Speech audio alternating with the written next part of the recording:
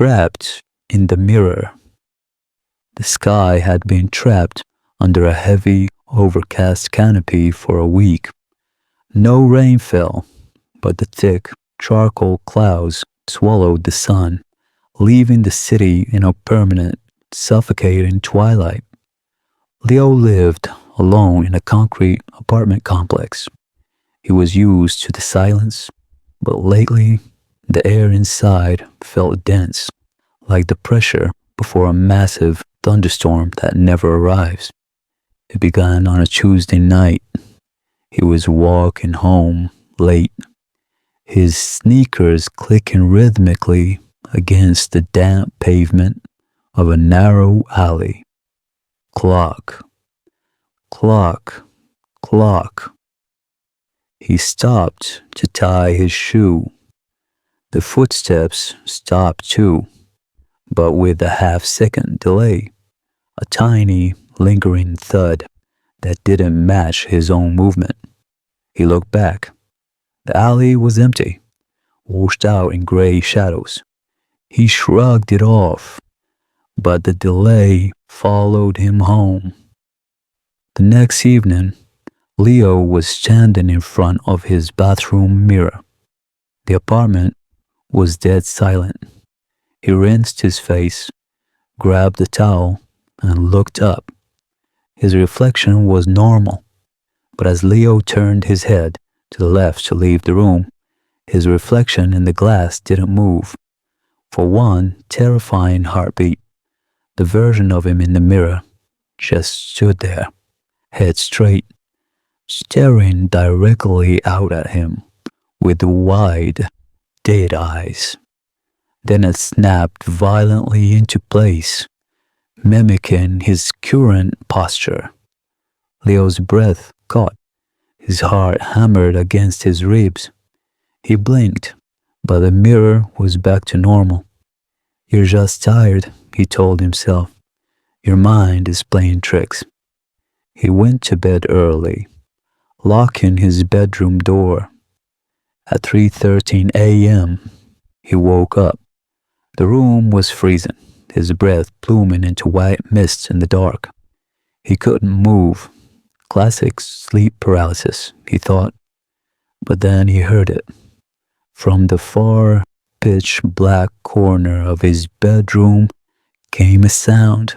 Screech, screech. The sound of long fingernails dragging slowly along the concrete floor. Step by slow step, something was crawling towards his bed. Desperate, Leo fought the paralysis, shattering it with a gasp. He lunged for his smartphone on the nightstand, pressing the screen to flood the room with light. The bedroom floor was empty. Leo let out a ragged breath, leaning back against his headboard. He looked down at his phone screen to check the time. On the dark, glossy reflection of the glass, he didn't just see himself. He saw a pale, distorted figure with long, tangled hair sitting right next to him on the pillow, leaning over his shoulder, staring directly into the phone screen with him. Before he could even scream, the phone screen flickered violently. The battery instantly dropped to 0%, and the room plunged into pitch black. The darkness wasn't just the absence of light. It felt heavy, wet, and freezing cold. Leo didn't scream. The sheer terror paralyzed his throat. With a frantic, violent surge of adrenaline, he threw himself off the opposite side of the bed, crashing hard onto the concrete floor. He didn't look back at the pillow. He scrambled on hands and knees through the pitch black, feeling for the bedroom doorway. His fingers gripped the wooden frame, and he lunged out into the living room. Thud, thud, thud. Behind him, from the bedroom, came the sound of something heavy and awkward dragging itself off the bed and onto the floor. It was moving fast. Leo rushed to the front door of his apartment. He flipped the deadbolt, threw the door open, and sprinted out into the building's hallway. He expected to see the familiar fluorescent lights and concrete corridor. Instead, he stopped dead in his tracks. The hallway was completely empty, bathed in that same eternal overcast gray twilight from earlier. But there were no doors, no elevators, just a seamless, windowless concrete tunnel stretching out endlessly in both directions. Panicking, Leo turned around to run back into his apartment, but his apartment door was gone. There was only a solid, blank concrete wall where it had just been. He was trapped.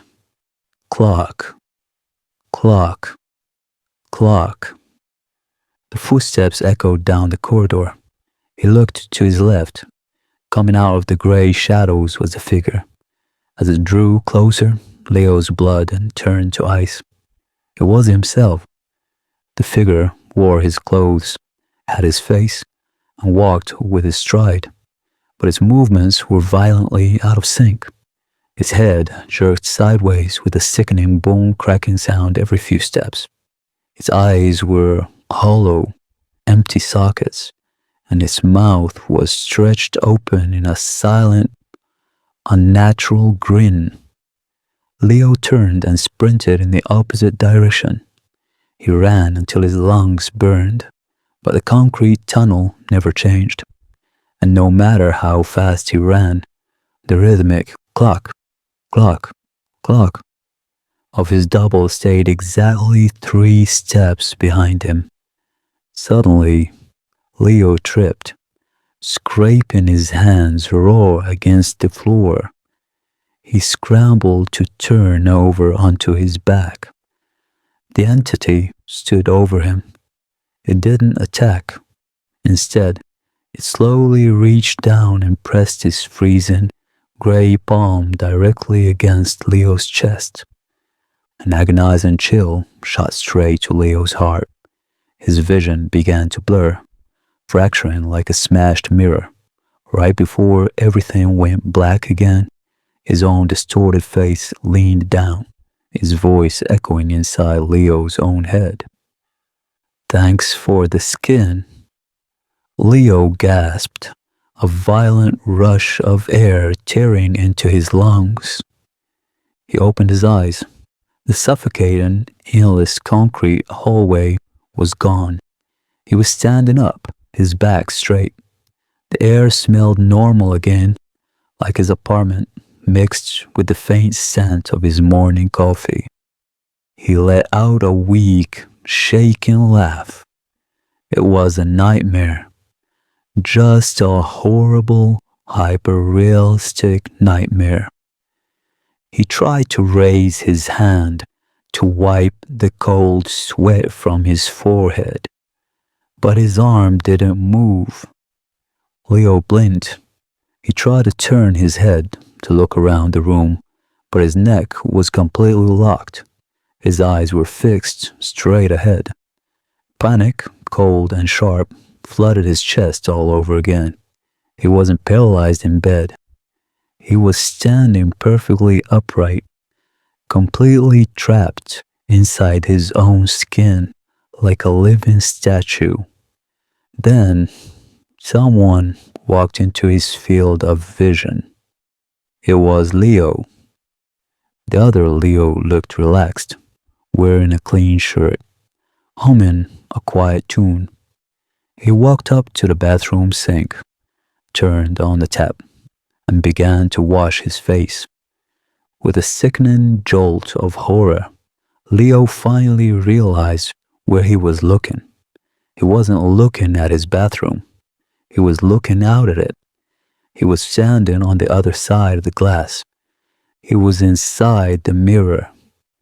Leo tried to scream, slamming his imaginary fists against the invisible barrier, but no sound escaped. The glass didn't even vibrate. Outside, the entity finished wiping his face with a towel.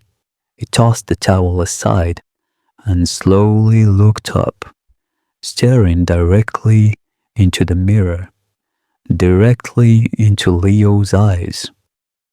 Then Teddy's face softened into that familiar, terrifying, unnatural grin. He leaned in close to the glass, his breath leaving a fog on the outside of the mirror. Using his index finger, the entity slowly wrote 2 words backward on the fogged glass so Leo could read it. My turn. The entity turned around, turned off the bathroom light, and walked out, leaving Leo in absolute, crushing darkness. From that day on, Leo was no longer the man walking the streets. He was the shadow in the window. He was the shape in the dark phone screen. He was the half-second delay in the reflection, screaming silently into the void while something else lived his life.